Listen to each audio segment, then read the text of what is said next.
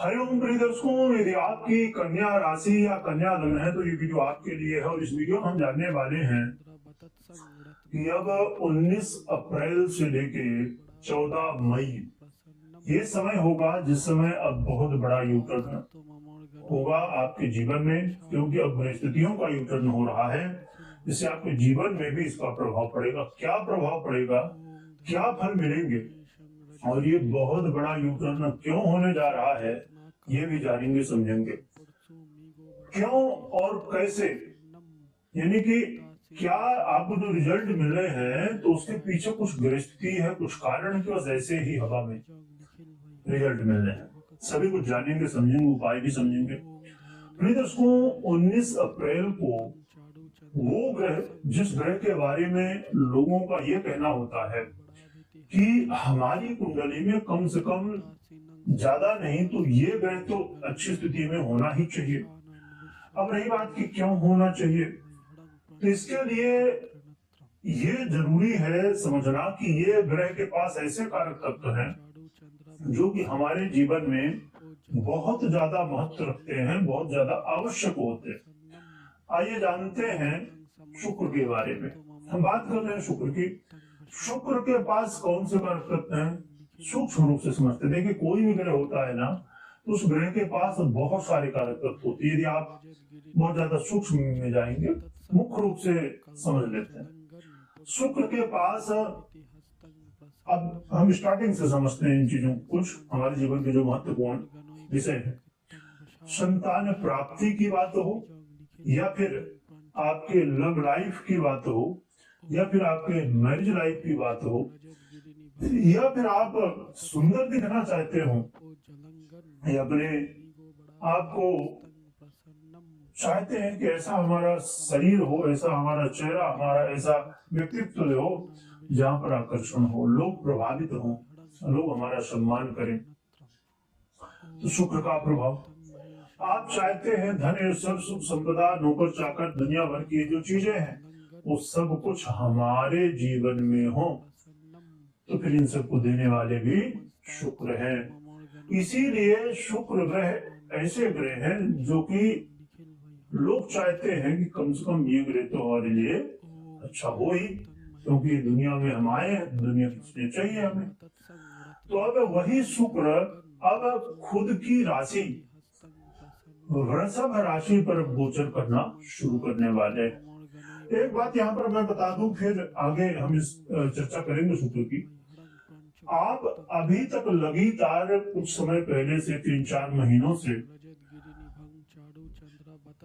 लगातार आप ये सुन रहे थे कि जो परिस्थितियां हैं वो धीरे धीरे धीरे धीरे प्रतिकूल हो रही, यानी कि खराब परिस्थितियां आगे आने वाले समय में। परंतु अब सुनेंगे कि अब परिस्थितियां ठीक हो रही हैं और चीजें भी ठीक होंगी। हाँ, जो कि अभी भी मैं बता दूं कि सभी परिस्थितियां ठीक स्थिति में नहीं है। इस समय अभी भी कई ग्रह पीड़ित अवस्था में हैं।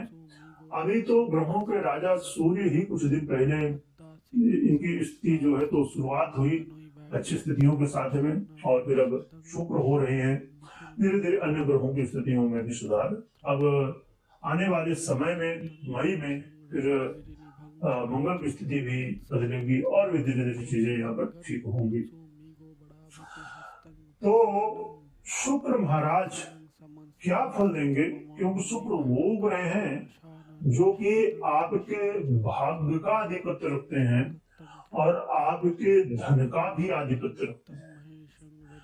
अब समझिए कि कितने महत्वपूर्ण भागों का आधिपत्य रखते हैं। ऐसे ग्रह आपके लिए क्या प्रभाव देंगे, आइए समझ लेते हैं। शुक्र का ये गोचर काल वृषभ राशि में 19 अप्रैल से लेके 14 मई तक आपके लिए, यानी कि कन्या राशि वालों, कन्या लग्न वालों के लिए क्या प्रभाव होगा, ये समझ लेते हैं, जान लेते हैं। शुक्र का ये गोचर काल आपके जीवन में अब कहा जा सकता है कि भाग्य की वृद्धि करने वाला है। यानी अब आपको ये चीज महसूस होगी कि हाँ, आपने जो पहले मेहनत की थी अब उसका रिजल्ट मिल रहा है।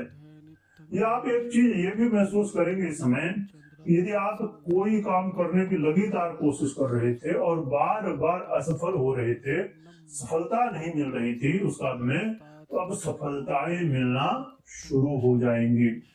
ये समय वो समय है जिस समय भाग्य का, समय का साथ मिलेगा और इसकी वजह से आपके जीवन में अब चाहे धन प्राप्ति की बात हो, चाहे आपके मैरिज लाइफ या लव लाइफ में समस्याएं चल रही हों, अब इन सभी में धीरे धीरे सुधार आएगा। ये समय मुख्य रूप से आप देखेंगे, यदि आप बार बार किसी परीक्षा प्रतियोगिता में भाग ले रहे थे और असफल हो जा रहे थे, तो अब यहाँ पर सफलताएं मिलेंगी, भाई बंधुओं का सहयोग मिलेगा और जीवन में आलस्य की जगह अब ऊर्जा की वृद्धि होगी।